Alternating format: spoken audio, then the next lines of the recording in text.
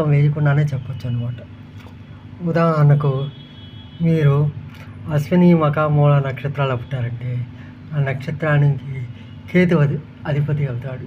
కాబట్టి మీ జీవితం పుట్టంగానే శిశువు దశలో కేతు దశతో ప్రారంభమవుతుంది. అదే అశ్విని యొక్క నక్షత్రం మొదటి పాదంలో 24 గంటల సమయం ఉన్నప్పుడు కనుక పుడితే అప్పుడు 1వ పాదంలో పుట్టినట్టు అవుతుంది. అప్పుడు కేతు దశ 7 సంవత్సరాలు పూర్తిగా ఉంటుంది. అలా కాకుండా అశ్విని 2వ పాదంలో కనుక పుడితే కేతు అయిపోయి మరికొన్ని దశలు అయిపోతాయి. అవి మళ్ళా లెక్కగట్టి వేరే దశతో మొదలవుతుంది. ఆ విధంగా ఒక నక్షత్రం ఒక రోజులో సగం, మరో రోజులో సగం 24 గంటల పాటు ఉంటుంది. ఈ 24 గంటల నుంచి ఈ 24 గంటల్లో ఏ సమయానికి పుట్టాడో